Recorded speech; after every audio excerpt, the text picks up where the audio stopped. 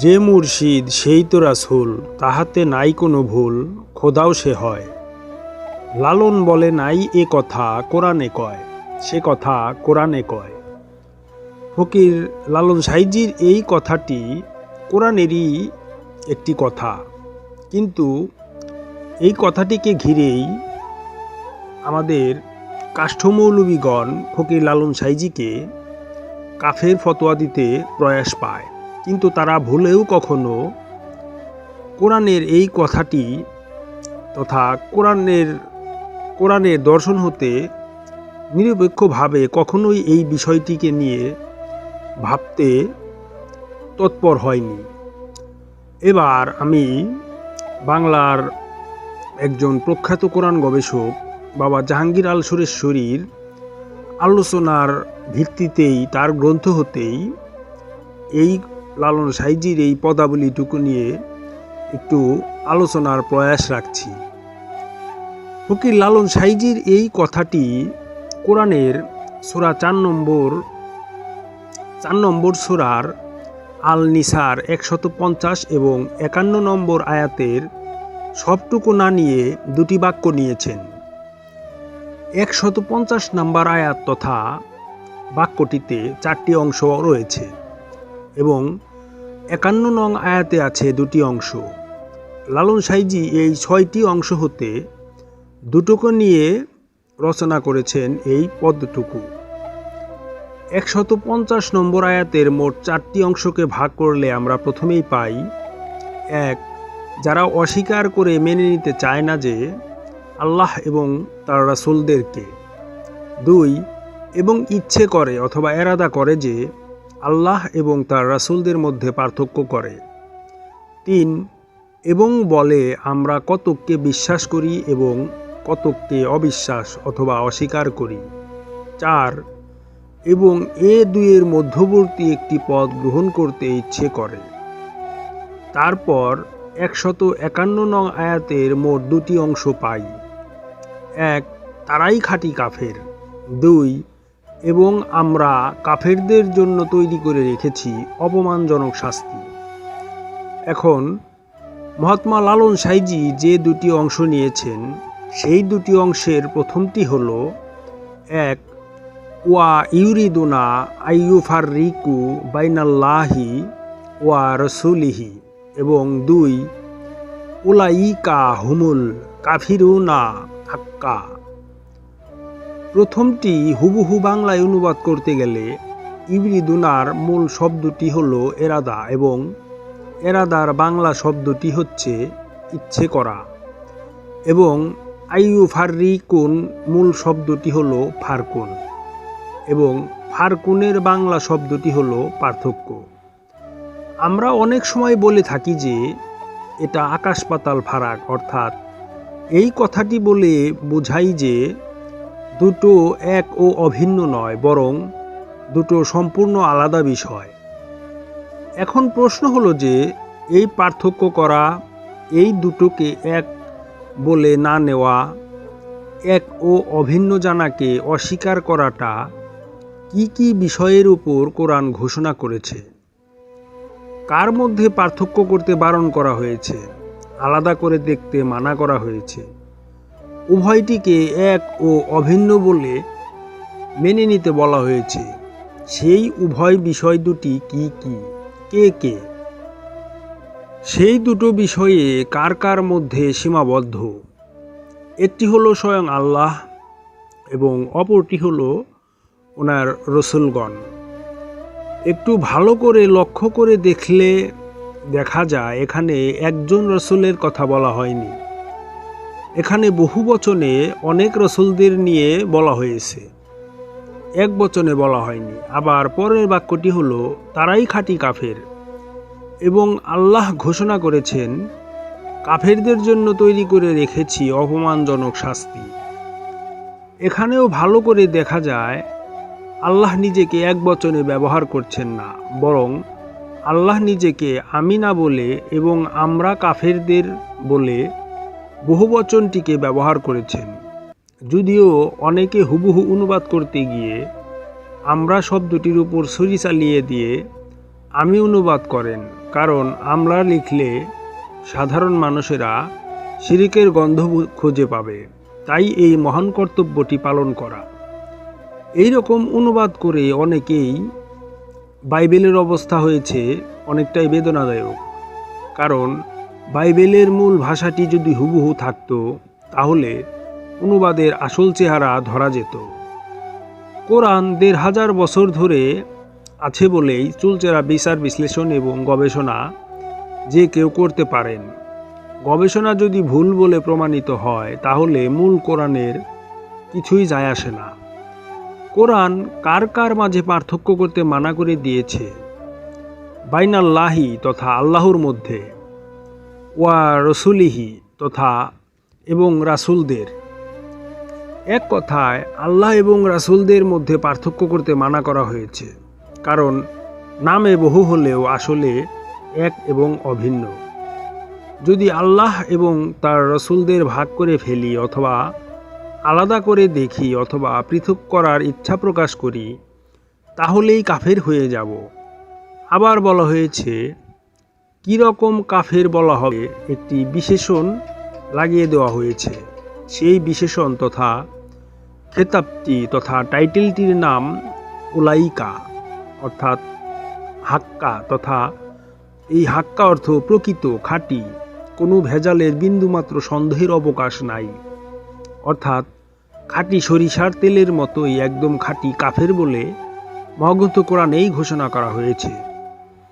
এবার আরেকটু তলিয়ে দেখলে দেখা যায় যে এখানে রাসূলদের কথা বলা হয়েছে, কিন্তু নবীদের কথা বলা হয় নাই। কেন নবীগণদের কথা বলা হয়নি? রাসূলদের কথা কেন বলা হলো?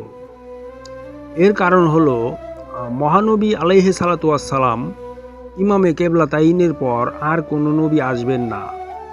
মহানবী হলেন শেষ নবী, তিনিই হলেন খাতামান নবী। তারপরে আর কোনো নবীর আগমন হবে না।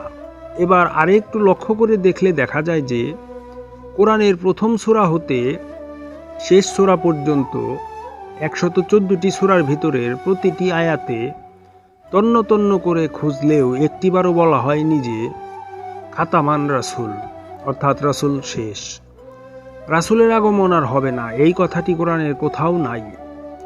খাতামান রাসূল শব্দটি তথা রাসূলের আগমন শেষ হয়ে গেছে বলে একবারও কোরআনে বলা হয়নি। অথচ যতবার খাতামান শব্দটি কোরআনে ব্যবহার করা হয়েছে ততবারই নবীর কথা ঘোষণা করা হয়েছে, কিন্তু রাসূলের কথা নয়। যদি ধরে নেই যে রাসূলের আগে খাতামান শব্দটি ব্যবহার করা হতো, তাহলে বাবা ফকির লালন সাইজির কথাগুলো ভুলের ঝুড়িতে পরিণত হতো এবং উহা পচা ডুবাতে নিরপেক্ষ দৃষ্টির মানদণ্ডে বিচার করে ফেলে দেওয়া হতো। কিন্তু অবাক হই, বিস্ময়ে অভিভূত হয়ে পড়ি এই ভেবে যে বাবা লালন ফকির কত উঁচু স্তরের সাধক ছিলেন। কোরআনের উপর এত উঁচু দর্শনে তার কথাগুলো দাঁড়িয়ে আছে যে নিম্নমানের গবেষকদের তো প্রশ্নই ওঠে না, বরং বড় বড় গবেষকেরা পর্যন্ত হিমশিম খান। এবার আরেকটু সামান্য তলিয়ে দেখা যাক। এখানে একজন রাসূলের কথা বলা হয়নি, বরং বলা হয়েছে রাসূলেরা। এক বচন নয়, বরং বহু বচন। এখানে একটি কথা বলতে চাই যে প্রত্যেক নবী অবশ্যই একজন রাসূল, কিন্তু প্রত্যেক রাসূল একজন নবী নন, কারণ রিসালাত খতম হয় না, খতম হয় নবুয়ত। যেখানে রিসালাত খতম হয় না, সেই হেতু রিসালাত শেষ হয়ে যাবার প্রশ্নই ওঠে না। রিসালাত চলছে, চলবে ততদিন যতদিন এই ধরার বুকে মানবের আগমন বন্ধ হবে না। আবার এই বিষয়ে আরেকটু তলিয়ে দেখতে চাই, কোরআন আল্লাহ এবং রাসূলদের মধ্যে আলাদা করতে মানা করেছে, কিন্তু লালন ফকির সাইজি এই দুটো বিষয়ের মধ্যে না থেকে বরং এখানে মুর্শিদকেও টেনে এনেছেন। তিনি মুর্শিদকেও এদের মধ্যে একাকার করে দিয়েছেন এবং বলেছেন যে যিনি রসুল তিনিই মুর্শিদ, অর্থাৎ মুর্শিদ রসুল আল্লাহ মোটেই আলাদা নন, বরং নামে তিন হলেও আসলে এরা এক এবং অভিন্ন।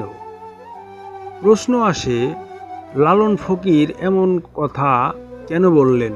তিনি ভালো করেই জানেন যে একজন ফানাফিল্লা পীরে কামেলকেই রাসূল বলা হয়, কারণ হেদায়েতের তথা পথ দেখানোর পূর্ণ যোগ্যতা সম্পন্ন এই জাতীয় পীরদেরই আছে। যারা হেদায়েত করার পূর্ণ যোগ্যতা অর্জন করেছেন তথা ইনসানে কামেল, তারাই রেসালত প্রাপ্ত এবং এই রেসালতের ধারা চলতেই থাকবে। তাই যারা সত্যিকার অর্থে কামেল মুর্শিদ, তারা প্রত্যেকেই একজন রাসূল এবং রাসূলকে আল্লাহ হতে সামান্যতম আলাদা করার অবকাশ কোরআনে ঘোষণা করা হয় নাই। তাই কোরআনে এরাদা শব্দটি ব্যবহার করা হয়েছে, তকুল তথা বলার কথা ব্যবহার করা হয়নি। বলা তো দূরে থাক, বরং আল্লাহ এবং রসুলদের মধ্যে ভাগ করে দেখার ইচ্ছা প্রকাশ করতে চাইলেই সোজা কাট্টা কাফের বলে ঘোষণা করা হয়েছে। তাও আবার কাফের শব্দটির সঙ্গে হাক্কা নামক বিশেষণ মার্কা একটি শব্দ বসিয়ে দেওয়া হয়েছে। এমন ধরনের কাফের যে খাঁটি সোনার মতো, একরতি খাদও নেই, যাকে আমরা সলিড গোল্ড বলে থাকি, সেরকম এর সলিড কাফের অর্থাৎ একরতি মুসলমান বলারও সুযোগ দেওয়া হয়নি মহাগ্রন্থ কোরআনের আলোকে। তাই ফকির লালন সাইজি এদেরকে তার ভাষায় মোয়াহেদ কাফের বলেছেন, মানে সম্পূর্ণরূপে তারা কাফের।